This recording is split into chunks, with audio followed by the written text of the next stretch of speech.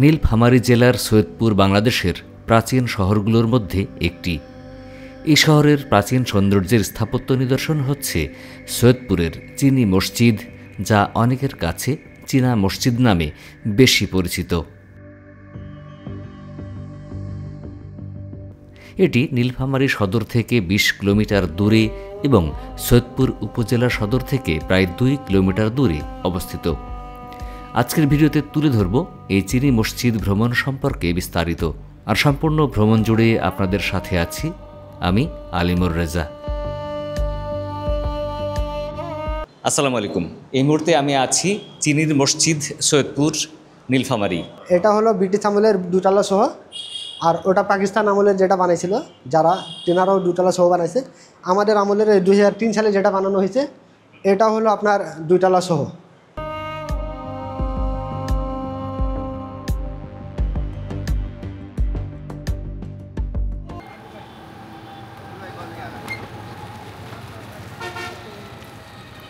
পঞ্চগড় শহরের ধাক্কামারা মোড়ে অবস্থিত হানিফ বাস কাউন্টার।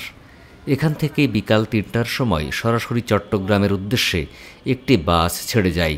এই বাসে জনপ্রতি ২৫০ টাকা করে টিকিট কেটে উঠে পড়লাম। গন্তব্য সরাসরি সৈয়দপুর। তবে লোকাল বাসে গেলে ভাড়া কম লাগবে।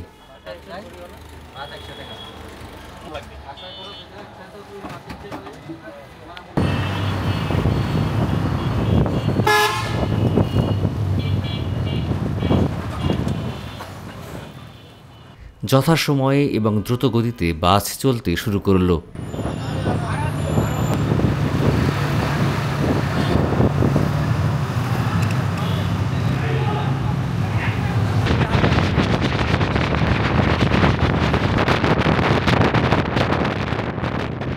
মাঠঘাট পেরিয়ে আমরা পৌঁছে গেলাম গাইবান্ধা জেলা শহরে।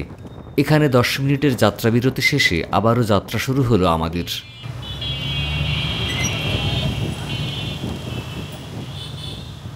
এবারে আমাদের বাস বীরগঞ্জে এসে আবারও যাত্রা বিরতি দিল।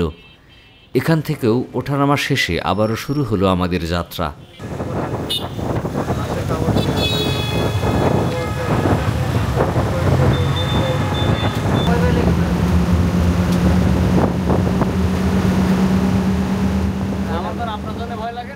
বিকাল গড়িয়ে সন্ধ্যা নেমে এলো।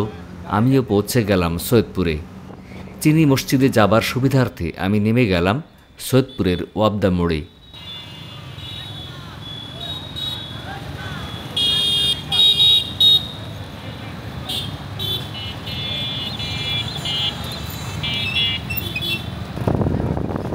ওয়াবদা মোড় থেকে একটি অটোতে চেপে যাত্রা শুরু করলাম চিনি মসজিদের দিকে। ভাড়া জনপ্রতি 10 টাকা। এই রাস্তা সরাসরি চলে গেছে সৈয়দপুর রেল স্টেশন হয়ে সৈয়দপুর বিমানবন্দর পর্যন্ত। স্টেশন কত দূর এখান থেকে? তাহলে আমি এখানে নেমে যাই, মসজিদটা দেখে যাই। অবশেষে পৌঁছে গেলাম চিনি মসজিদ প্রাঙ্গণে। সবেমাত্র মাগরিবের নামাজ শেষ হয়েছে। মুসল্লিগণ নামাজ শেষ করে ঘরে ফিরতে শুরু করেছেন। আমি নামাজ পড়তে চাই, তাই প্রথমে উজুখানা থেকে উজু সেরে নিয়ে মসজিদে প্রবেশ করলাম।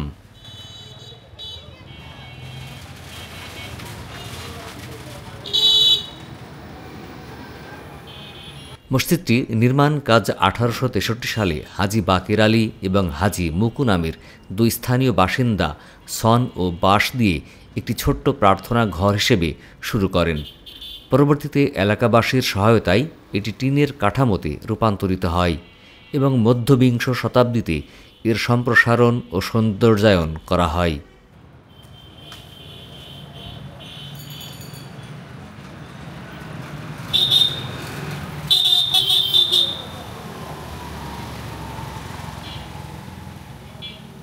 মসজিদে প্রবেশ করতে দেখি খাদেম সাহেব লাইট বন্ধ করে প্রধান ফটকে তালা দিচ্ছেন। পরে তার কাছ থেকেই সময় নিয়ে মসজিদটি ঘুরে ঘুরে দেখতে শুরু করলাম। খাদেম সাহেব নিজে আমাকে মসজিদটি ঘুরিয়ে ঘুরিয়ে দেখালেন এবং মসজিদের ইতিহাস ও অনেক তথ্য বর্ণনা করলেন। তার প্রতি বিশেষ কৃতজ্ঞতা। তবে মসজিদটিকে সুন্দরভাবে দেখার জন্যে দিনের আলোয় আসতে হবে। এটা হলো মেম্বর। এটা হলো আমাদের ঐতিহাসিক মসজিদ আসসালামু আলাইকুম ওয়া রাহমাতুল্লাহ। আমি মোহাম্মদ এরশাদ, ইসলামবাগ চিনি মসজিদের খাদেম। আমি এখানে প্রায় 6 বছর ধরে আছি খিজমতে, খাদেম হিসাবে খিজমতে আছি মসজিদে। আমি যেখানে দাঁড়ায় আছি এই মসজিদ হলো ঐতিহাসিক মসজিদ ইসলামবাগ চিনি মসজিদ। এটা হলো 1863 সালে নির্মাণ করা। এটা প্রথমে ছিল খেরের, তারপরে হলো টিনের, তারপরে দলানবাড়ি। আর চিনি মসজিদ নাম করা হয়েছে যে এই কারণে আমাদের এই মসজিদের মধ্যে চীনামাটির কাজ করা অনেকগুলাই আছে। যত দেখতেছেন সবগুলা চীনামাটির পাথর দিয়ে কাজ করা আছে। মানে ওটা ওই কাচের প্লেট, পেয়ালা, ফ্রিজ এগুলো ভেঙে ভেঙে বানানো আছে, এই জন্যে চিনি মসজিদ নাম। আর এখানে হলো এটা হলো 1863 সালের ব্রিটিশ আমলের। আর আমার ওই যে হাতের ওই যে ডাইন সাইডে এইদিকে আসলে একটু দেখা যাবে, এটা হলো পাকিস্তান আমলে নির্মাণ করা। এটা হলো পাকিস্তান আমলে নির্মাণ করা। তাহলে এটা হচ্ছে পাকিস্তান আমলের। জি, এটা পাকিস্তান আমলে নির্মাণ করা।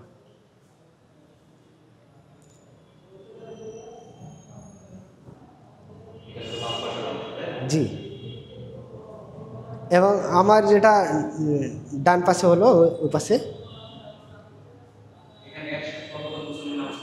একসঙ্গে প্রায় আপনার ভিতরে আপনার মনে করেন 150 জনের মতো পাবে। 150 জন। জি, আর দোতলা না একতলা? এটা 2 তলা।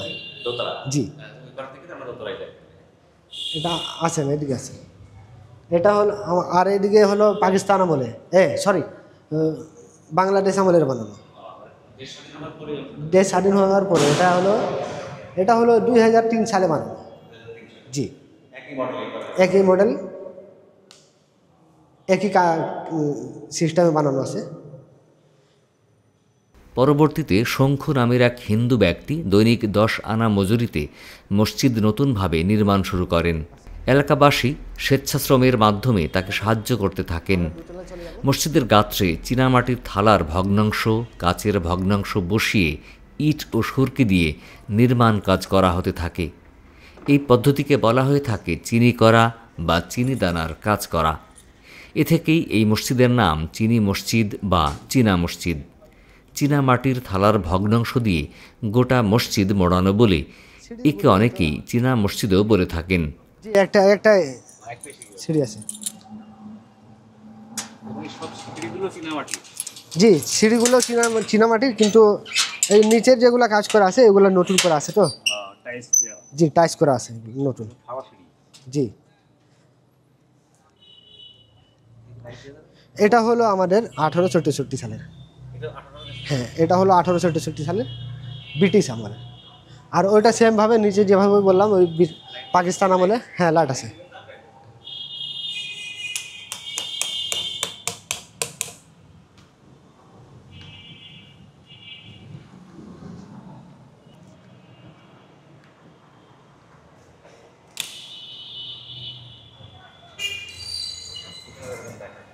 জি, এটা হলো 1864 সালের। আবার ওই নিচের অংশের সাথে হ্যাঁ, নিচে যেটা যে আমলে বানানো হয়েছে সেই আমল থেকে 2 তলা সোফা। একবার দোতলা। এটা হলো ব্রিটিশ আমলের 2 তলা সোফা। আর ওটা পাকিস্তান আমলের যেটা বানাইছিল যারা, তেনারাও 2 তলা সোফা বানাইছে। আমাদের আমলের 2003 সালে যেটা বানানো হয়েছে এটা হলো আপনার 2 তলা সোফা। এটা হলো 2003 সালে বানানো। সরকার বহন করে নাকি জি না, এটা আমাদের মহল্লাবাসী এলাকাবাসী মিলেই আমরা সরকার? জি না, এটা দান অনুদান হিসাবে আমাদের ইমাম মসজিদ খাদিমের বেতনও হয়, এবং যেগুলা মসজিদের সংস্কারের কাজ কর্মচারী ওগুলো এলাকাবাসী দ্বারাই হয়। এটা সরকারি কোনো দান অনুদান আসে না। গম্বুজ আছে কয়টা? এটার মধ্যে আছে এদিকে আছে, এটার মধ্যে গম্বুজ, গোল গম্বুজ আছে 4টা, গোল গম্বুজ 4টা, এবং জি, আর লম্বা মিনার যেটা ওটা হলো 48টা, মোট 52টা। জি, 48টা মিনার, 4টা গম্বুজ। ছাদে ওঠার কোনো ব্যবস্থা নেই। জি না। মসজিদের নকশা করেন মোহাম্মদ মখতুম ও নবী বক্স। মসজিদের অনন্য কারুকার্যে সত্যি মুগ্ধ হতে হয়।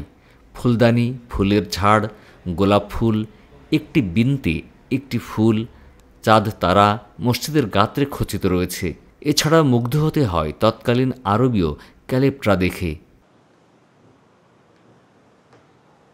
এবং মসজিদ ছোট হওয়ার কারণে আমাদের পিছনে খ্রিস্টানদের কবরস্থান আছে, আর সামনের সাইডে খ্রিস্টানদের কবরস্থান এবং পিছন সাইডে রাস্তা, এইদিকে উজুখানা আর এদিকে খ্রিস্টানদের কবরস্থান। একটু বলতে পারবেন? হ্যাঁ, মসজিদটা বানানো আছে না, মসজিদের সাথেই লাগানো আছে খ্রিস্টানদের কবরস্থান।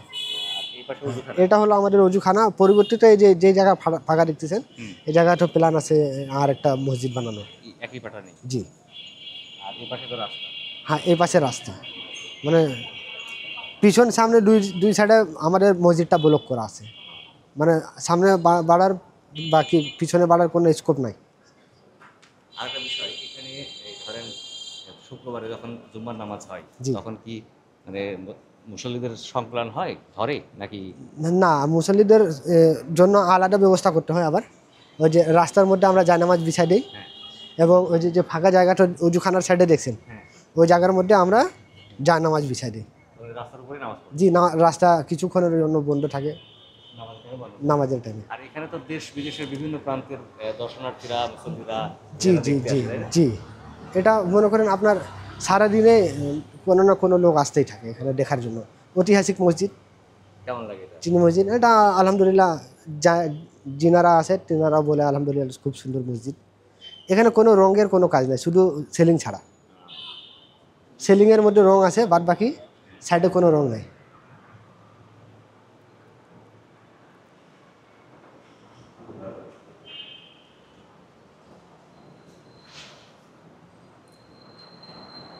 আসসালামু আলাইকুম। এই মুহূর্তে আমি আছি চিনির মসজিদ, সৈয়দপুর, নীলফামারী। আর এই মসজিদটা হচ্ছে যেটা বললেন আমাদের ভাই সাহেব, যে 1800 সালের দিকে প্রতিষ্ঠিত এবং অনেক প্রাচীন, ঐতিহাসিক এবং সুন্দর মসজিদ। আমার দীর্ঘদিনের শখ ছিল যে এই মসজিদটাতে একদিন আমি আসব, দেখব এবং সম্ভব হলে নামাজ পড়ব। আর এটা আমি দেখে এত ভালো লাগছে যে কি বলবো, মানে ভাষায় প্রকাশ করার মতো না।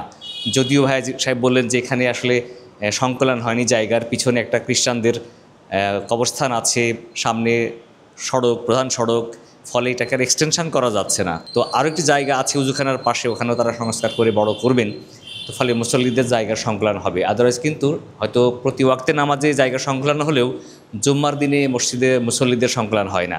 তাছাড়া এখানে বিভিন্ন দূর দূরান্ত থেকে মুসল্লিরা আসেন এই মসজিদ দর্শনে, যেটাও একটা ভালো দিক। যেমন আমিও এসেছি সুদূর চুয়াডাঙ্গা থেকে, তো এসে এখানে সত্যি ভালো লাগলো। তো ফলে আপনারা যদি সৈয়দপুরে আসেন, আশপাশে থাকেন, এই মসজিদ দর্শনে আসতে পারেন। আশা করি আপনাদের অন্তর জুড়িয়ে যাবে এবং ধর্মপ্রাণ মুসল্লিদের অবশ্যই ভালো লাগবে।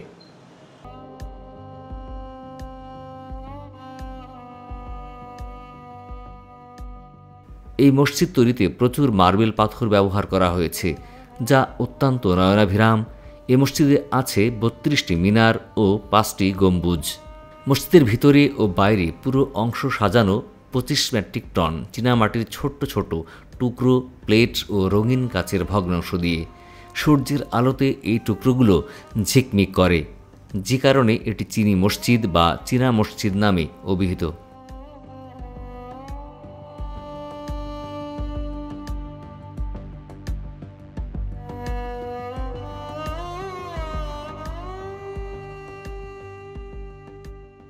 এটি মুঘল স্থাপত্য শৈলীতে নির্মিত।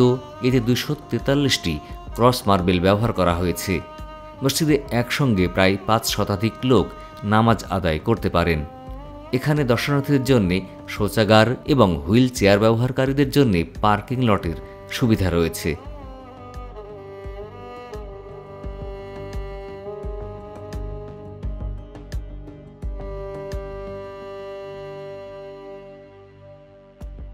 বন্ধুরা, আজ বিদায় নিচ্ছি।